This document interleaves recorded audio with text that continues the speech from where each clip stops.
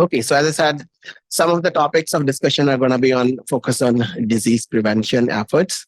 And before we get on to what exactly those disease prevention means and get on to the actual sessions, I wanted to provide an opportunity to my close friend, advisor, colleague, Dr. Jonathan Davis, who is the Chief of Newborn Medicine and Professor of Pediatrics at Tufts Medical Center and now also Boston Children's Hospital.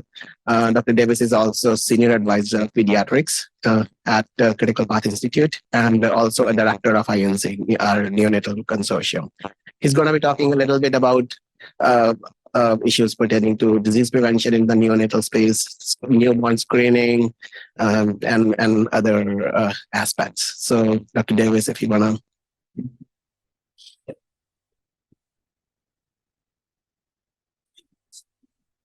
No, you can just introduce it directly. Thanks very much, Kanwaljit, and thank you all very much for coming and for being here. We're really excited. We had a great day yesterday, talking a lot about big data, and now we're going to switch our focus a little bit into prevention of disease processes, a lot about genetic and metabolic disease, diagnosis, treatments, etc. So we're very excited that you're all here. And I'm really honored to be able to introduce these topics to everyone. So we're going to call it Disease Prevention Strategies in Children, Opportunities for Drug Development. So I think everyone in this room recognizes, and we've had a lot of discussions yesterday and a wonderful panel discussion yesterday over lunch about why drug development in children is so difficult. And actually, I could have made this into 6 slides and spent the whole time talking about it. But I think we all recognize that most of the children have rare diseases. It's a small market. It's not overly profitable, but it is extremely high risk. And now I think in the neonatal space, you see litigation with routine settlements and verdicts of $200 million for one baby who's been injured. And so it's getting a little scary for some folks wanting to get into that market. There's few appropriate animal models. There's difficulties with study design and outcome measures. And some of the time you may need to wait a long time, especially in the preterm neonate. You may need to wait 4 or 5 years to see what's their social skills, behavioral skills, language skills, to know whether that drug is truly efficacious or not. It's hard to establish safety and efficacy. And it's really legislation and regulation now that is driving much of the pediatric drug development. So this is an organization that we all got together and helped start almost 8 years ago. It was really the will and drive of Susan McCune and partnering with the Critical Path Institute. And it started with just a few of us sitting in a room saying, how can we make this work better for neonates? And we've come a long way in that time with a variety of global regulatory agencies. And the best part about it is to be able to speak to people from FDA, from NIH, in the US, certainly Europe, Japan, Canada, folks all very, very active. We have wonderful family organizations, and certainly our parents with Deb DeSenza and Jen Daigle are always keeping us focused. We have nursing groups. Wakako spoke yesterday, and Carol Kenner. So this is a unique group of people in the pre-competitive space that really allows us to collaborate and cooperate. And really, we've made a tremendous amount of progress in a relatively short time. One of the things you heard a little bit yesterday about was our real-world data grant. And we're really using this as an opportunity to support pediatric drug development studies and clinical trials. So we're using the real-world data to generate real-world evidence, to assist FDA and other regulators with drug approvals. We have a real-world data and analytics platform that CPATH has developed. That is one thing they're really good at, is data. And so far, we have almost 400,000 patients that we've generated in about 2.5 years. It is one of the most exciting projects I've ever been involved with, and probably one of the most difficult ones as well. We're looking to help establish global best practices. We're looking to support studies examining the safety and efficacy of many products used in infants and children, and using real-world data as historical controls for randomized controlled trials. And that's very important for rare diseases where you're just not going to have enough controls. And we're really excited about the prospect of conducting a randomized controlled trial and then looking specifically at using our historical control data to replace the placebo group, maybe not all of it, but most of it, and accelerate some of these trials. And really the definitions and outcome measures for many rare diseases, and we're working on those types of projects right now. But the other thing that's really interesting, and we talk about, and it's been great to chat with a number of people from FDA here in the medical genetics and metabolic group.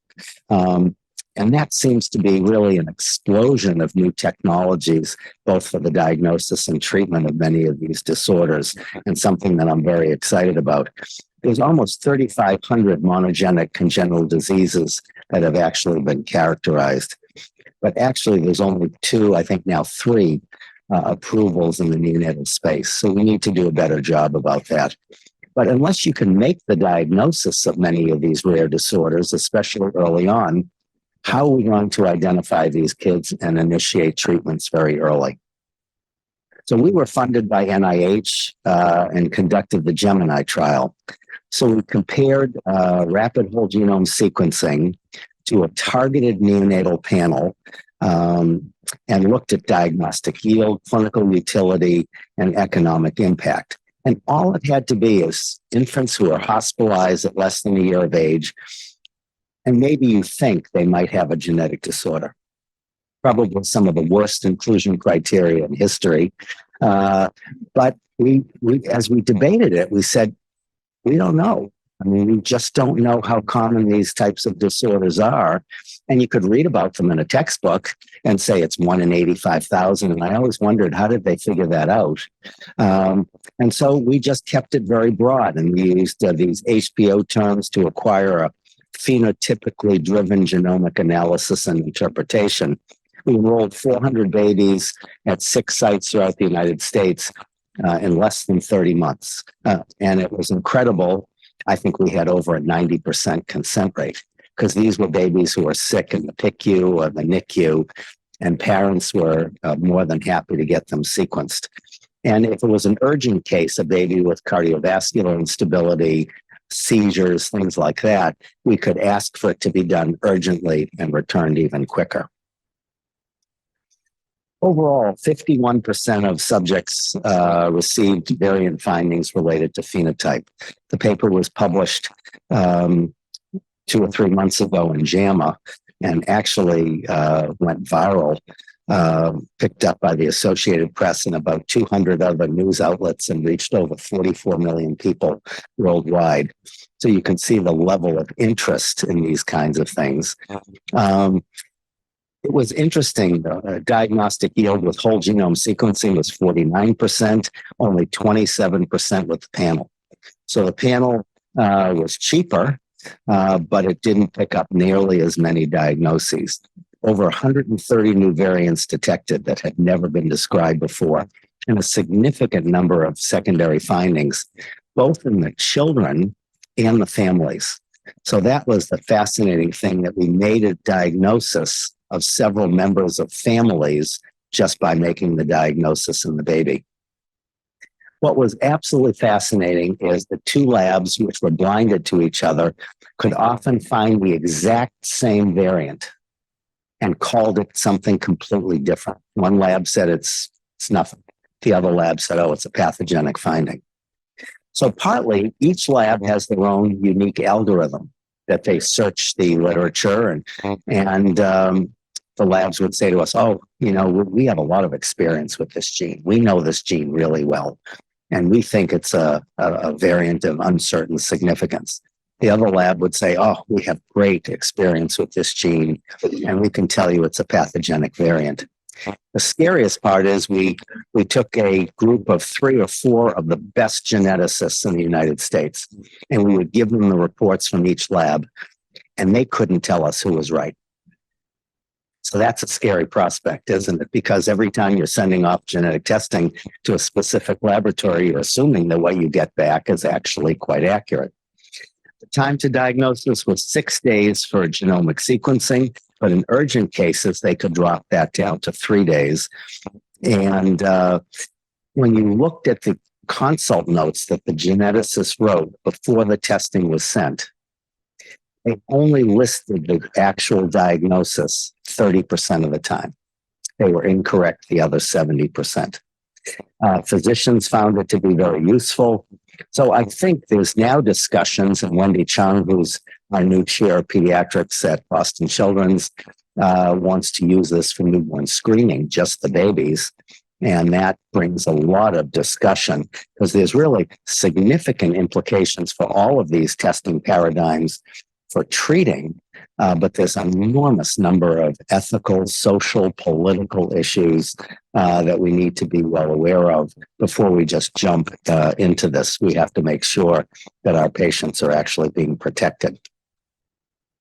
So I think with preventing rare diseases, improved diagnostics to identify more rare diseases, to tell you where these patients are, how can you get to them? There's also in utero diagnosis. And so our maternal fetal medicine colleagues are really getting good at this. And high resolution ultrasound, MRI, fetal genomic sequencing, and low use of cell-free DNA is going to really open up a lot of opportunities. And we're going to hear more about that from Dr. Wilson in a few minutes. Fetal surgery, in utero gene therapy, and stem cell transplantation is getting a lot of attention now. The use of gene therapies, cell-based therapies, biologics, small molecules, there's a lot of different opportunities here for the treatment of a variety of rare disorders. But really, the safe, efficient, and long-term delivery of genes to specific target locations represents the most major challenges to clinical translation. And as a neonatologist, I'm focusing on the prenatal because why wouldn't we wait till the disease process starts? Many of these babies have significant problems at the time of birth. Could we identify them early or treat them in utero and prevent these disease processes from ever showing? And so there's some real advantages, of course. Certainly the fetus, small size, so you don't have to give as large a dose as you might have to. And how do you give that dose? We can now tap the umbilical artery or vein and inject treatments directly into the fetus that way or into the amniotic fluid, depending on where you're looking at. The blood-brain barrier is much more permeable. So if you want to get some of these products, drugs or other approaches into the brain, it's better to do it in the fetus. They have a naive immune system. So if you're using particular viral vectors, for instance, you would expect them to have a less vigorous immune response to those. Certainly, you have a number of stem cell populations that are amenable to transduction and might potentially then carry that gene more permanently, let's say. So I think there's a lot of opportunities in the fetus, but certainly in newborn infants and children, I think there are really some great perspectives. And so I think I'm hoping today that we get a chance to really explore that in more detail.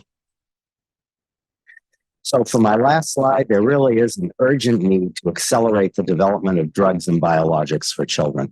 I think we all recognize that.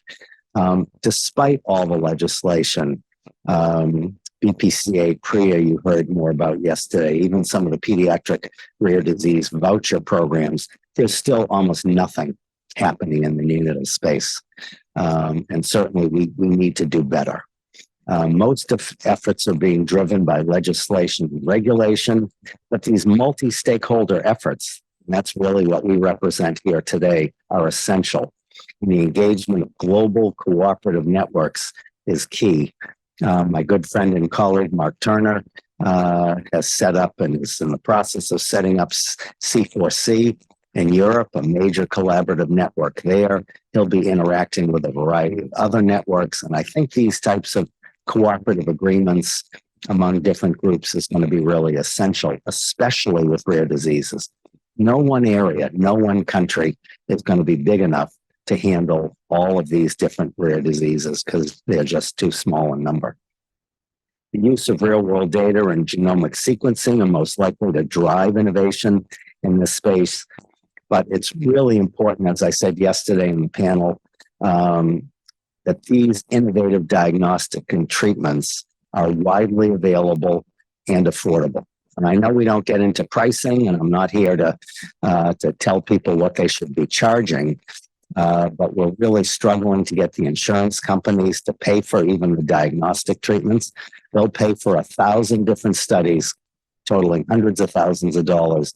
But if you ask them to pay for whole genome sequencing, they won't. And we're going state by state by state to get the legislatures to approve it. It's been approved in about 8 states so far. We've been struggling in Massachusetts, where many of these things were developed, and we're still working on it.